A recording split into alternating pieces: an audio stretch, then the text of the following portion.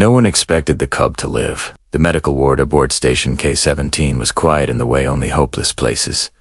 Were machines humming softly, lights dimmed to conserve power, staff moving slowly because rushing wouldn't change the outcome. The cub lay inside a temperature-regulated cradle, wrapped in sterile cloth, its tiny chest rising and falling in shallow, uneven breaths. It was a Varaxi, Cuba species, known across the coalition for their size, strength, and merciless efficiency. Adult Varaxi were apex predators, towering over most species, their culture built on dominance, survival trials, and emotional restraint. Cubs born weak were not discussed, which was why the cub had been left behind during the evacuation, and why a human technician had found it. Elena Ramirez wasn't a soldier. She wasn't a diplomat or a xenobiologist. She was a maintenance specialist, contracted to keep air recyclers functioning and lights from flickering. She had been clearing debris from a collapsed corridor when she heard it.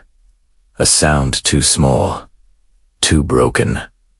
Not a threat alarm, not a system failure. Ah! Ma? She followed it through smoke and twisted metal until she found the cub half crushed by a fallen beam. Bleeding, shaking, eyes barely open. Varaxi were enemies. Everyone knew that.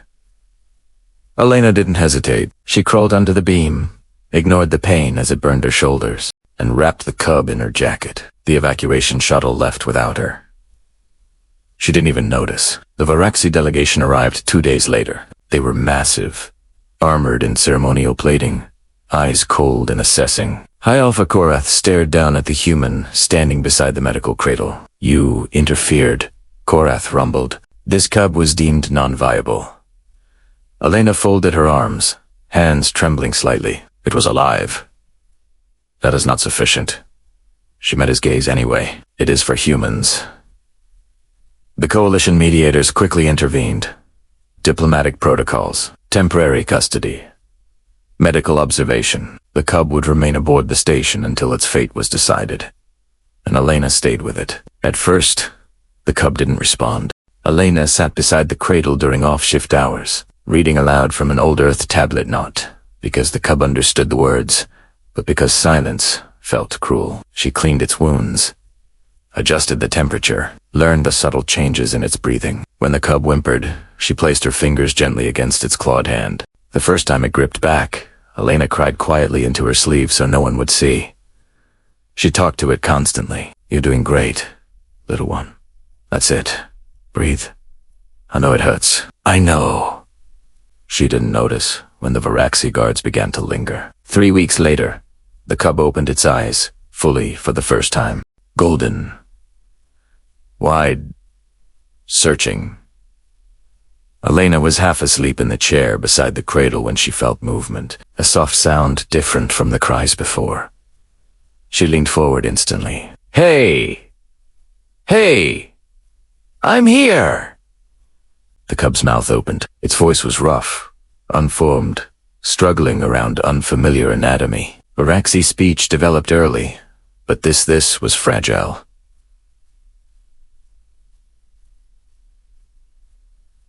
Elena froze. The cub's gaze locked onto her face. "Mama." The room went completely silent. A Varaxi, medic dropped his data slate. Elena didn't breathe. She didn't move. Her hands shook as tears spilled down her face, blurring her vision. "I'm here," she whispered, voice breaking. "I'm here."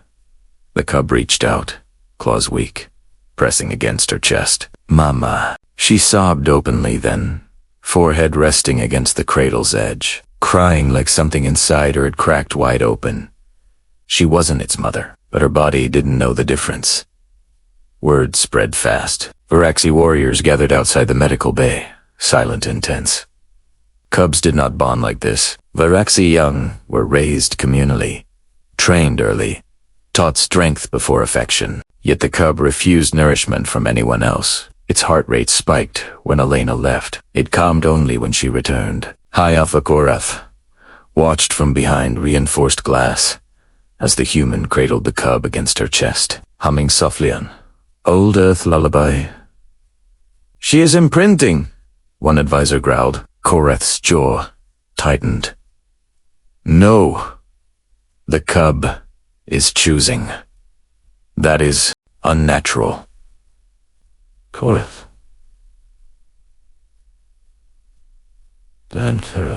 He remembered his own first word. Not spoken to anyone. The Coalition Council convened 3 days later. The cub lay in Elena's arms during the proceedings, small but unmistakably alive. Stronger now. Healing.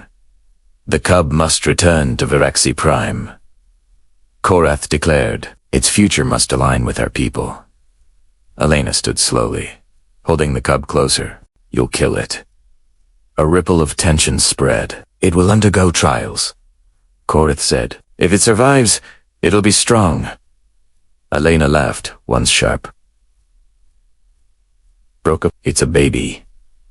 The cub whimpered, clutching her shirt. Korath stared at the cub, then at Elena's tear-streaked face. What would humans do? He asked quietly. She swallowed. We protect our young, especially the weak ones. Because they grow. Silence followed.